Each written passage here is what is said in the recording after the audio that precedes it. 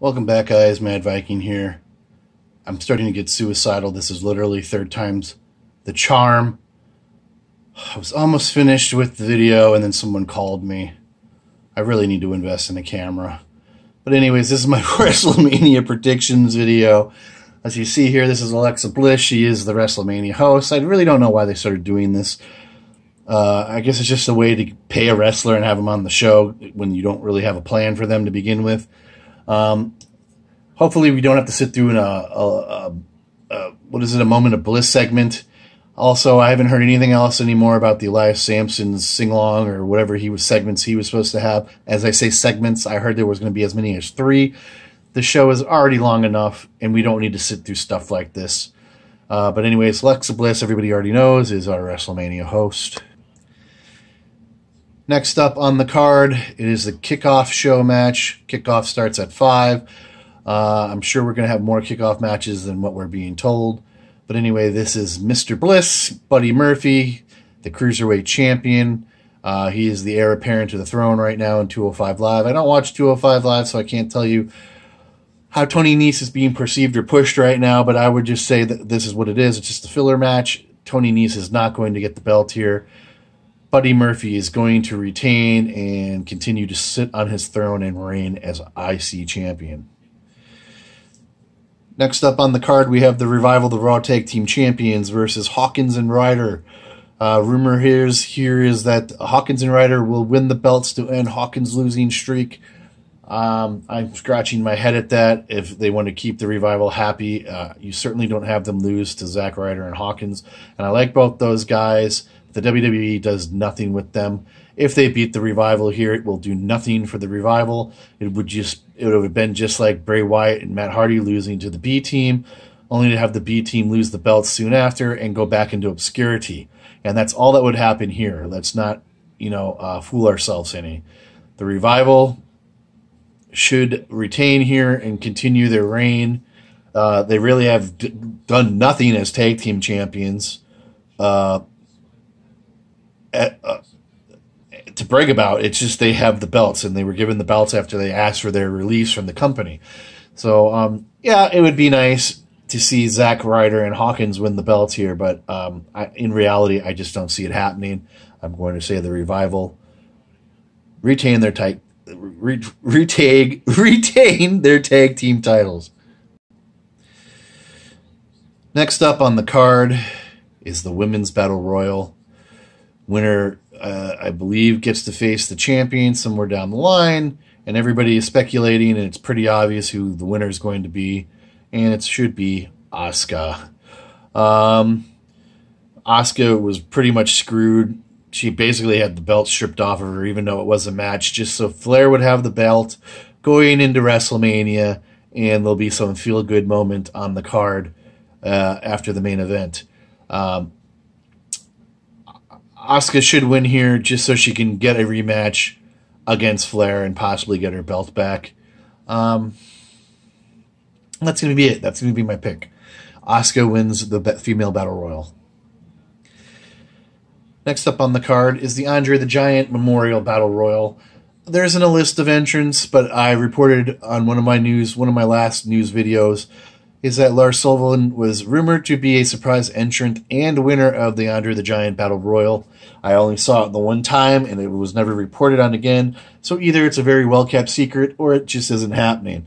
Like I said, it's hard to pick a winner when you don't know the lineup and who's going to be in it. So I'm just going to stick with Lars Sullivan winning the Andre the Giant Memorial.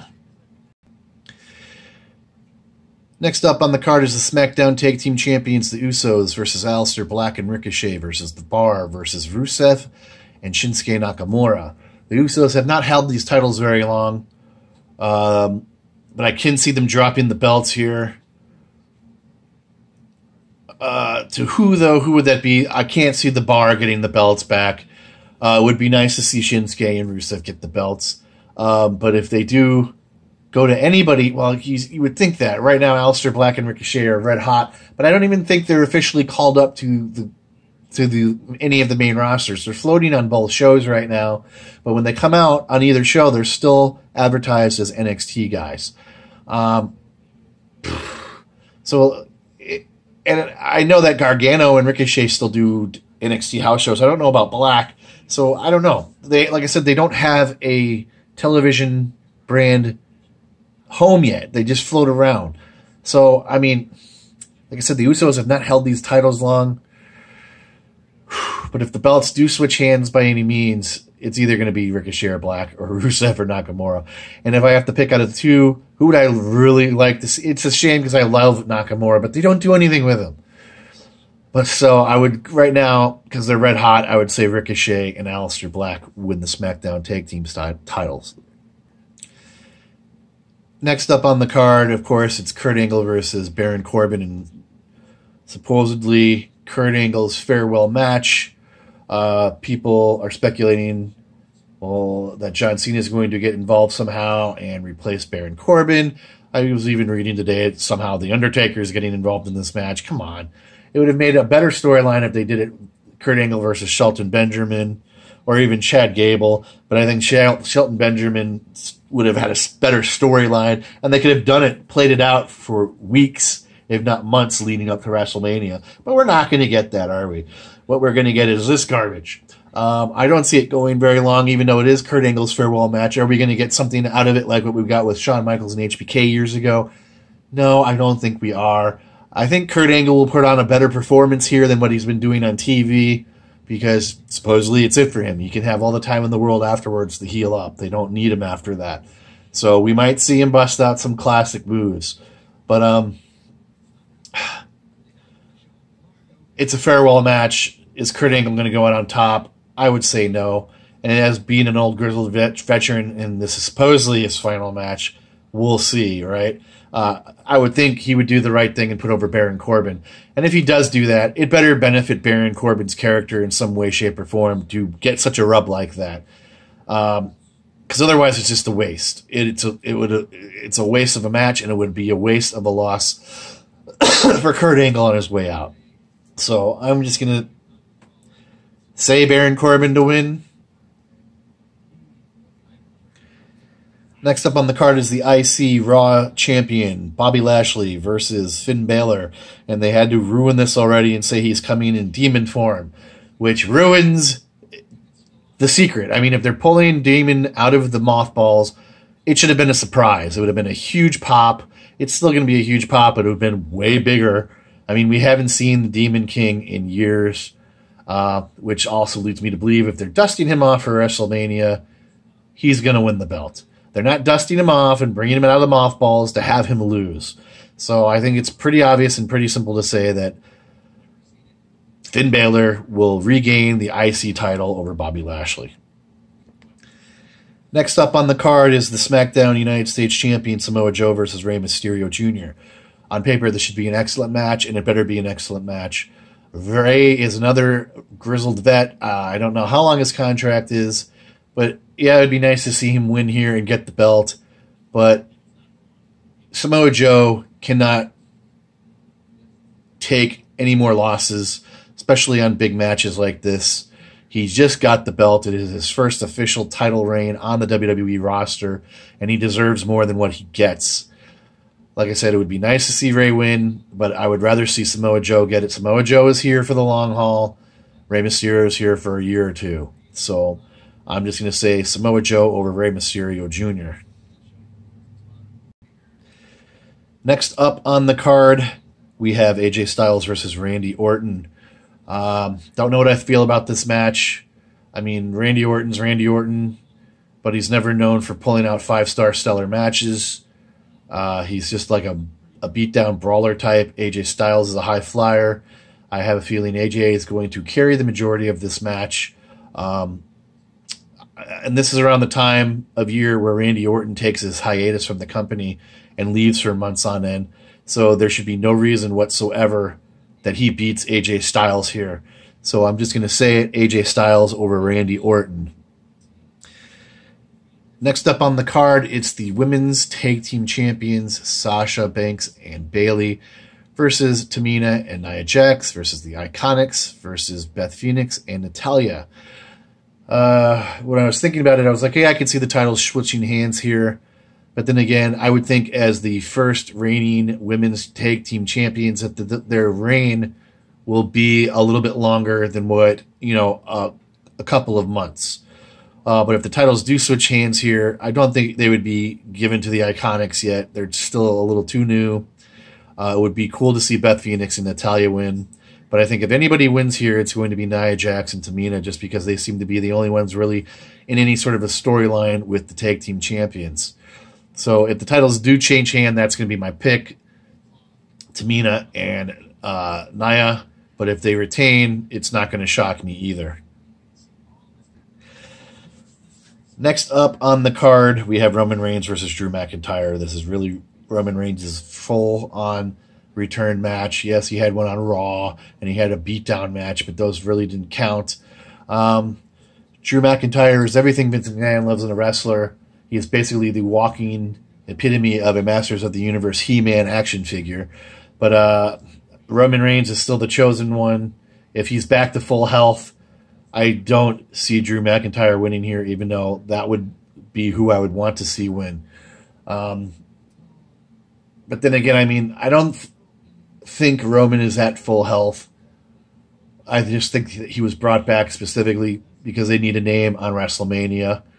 But then again, what do I know, right? I don't have leukemia. Never had it. But, yeah, I think everybody here is thinking Roman Reigns will come out on top as normal because he's super range, just like Super Cena. But I'm going to go out on a limb here and say Drew McIntyre just because I think that's what I want to see happen. But we'll see, right?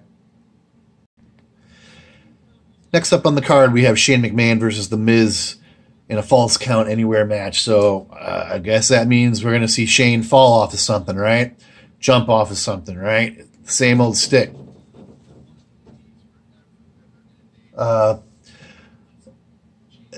This match happened way sooner than I thought it would happen. I really thought these two were going to be champions for a while. And I thought Miz was going to end up turning on Shane, but obviously I think that was the predictable thing, and the WWE switched it around. This should be an interesting match. What do I see happening? It can't be any other way than The Miz winning over Shane. And it shouldn't be the end of their feud, I wouldn't think right away, just because of how personal it's gotten. So I'm going to go with The Miz over Shane. Next up on the card, we have Triple H versus Batista in a no-holds-barred match, which I would just think is a weapons match. I mean, anything goes. So I think everybody here is predicting the obvious, too, is Triple H over Batista. Why does that look like Triple H's face is photoshopped on a bigger, probably younger form of his body? He just doesn't look right in this picture, does he? I mean, Batista wanted to come back for a match. He really didn't want to come back for a match. He wanted to come back for one last run. I don't know if he was signed for a run or if he was signed for a match. But, I mean, really, this would be like bringing The Rock back. And you can't have The Rock come back to lose to Triple H. But Triple H is Triple H. He's the guy in power. He sleeps with one of the bosses. So, I mean, it shouldn't be a shock if he beats Batista here. But it really shouldn't happen. Batista should beat Triple H here. And I think that's what I'm going to go with, is Batista over Triple H. Next match up on the card is Universal Champion Brock Lesnar versus Seth Rollins. There really hasn't been a lot of lead up for this. Basically, all we've seen is Paul Heyman come out. I mean, Brock Lesnar, there's no way in hell he's retaining here. And if he does, I will bar myself from anything WWE for months, because there's no reason he should retain here. They pay him a crap load of money, and he's hardly ever around. And if all he's doing right now is training for UFC, there's no excuse for it. But anyway, it's Seth Rollins' time, and it's about time. He's been on the back burner ever since his authority angle, really. Not that he's been buried, but I mean, he's been placed in go nowhere tag teams, things like that, just to keep him high on the card, but he really should have been doing so much more. But there's no way, any other way this is going to end. Seth Rollins will defeat the Beast, Brock Lesnar. Next up on the card, we have SmackDown World Champion Daniel Bryan versus Kofi Kingston. This is a big, long time coming for Kofi. I mean, when was the last time, if ever, that I can remember he's challenged for a heavyweight title? I think everybody would like to see Kofi win the belt here. D-Bry has not held that belt very long. He's in a very good storyline gimmick right now with his new character. What do I see happening here? Someone's going to get involved in this match. We might even see Luke Harper return and also join up with Daniel Bryan, forming their group into a trio, which would cost Kofi, I guess, the title, which I see coming as a heel turn for Kofi Kingston, followed by the New Day turning heel, which is long overdue. If they're going to keep those guys together, their gimmick is old and it's stale, and it's time for a change. I don't know. I think it's the predictable thing that Kofi Kingston wins here, but I mean, a lot of people just don't see it happening. I don't even know where I stand on it. I think I've said it before in past videos that it's time to crap or get off the pot with Kofi. If they're going to make him a main eventer, they need to make him a main eventer. He's been around forever. He deserves a push, and he deserves something more than being a third wheel in a group that has done everything they possibly can do in the group. But I think it would be a lot cooler, even though if he loses, that they turn heel and we get a bigger, better run out of the New Day. And, of course, their feud with Daniel Bryan wouldn't end. So I'm going to say here Daniel Bryan retains, but he's going to retain through shenanigans. Next match here we have the man Becky Lynch versus Raw Women's World Champ Ronda Rousey versus the newly crowned SmackDown Women's Champ Charlotte Flair. I do believe all the belts are on the line. Let me just make sure here. Winner takes all. What? So all they got to do is pin one chick and they get both belts? Because I did just watch SmackDown late this morning, but I didn't really retain it because I went to bed right afterwards, and I did hear Becky Lynch say something she'd be the double champion or whatever. So whoever wins this is going to get both belts.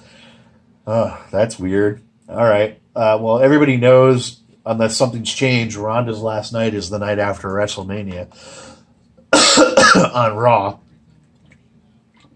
So I think it's safe to say she's not taking or winning a belt.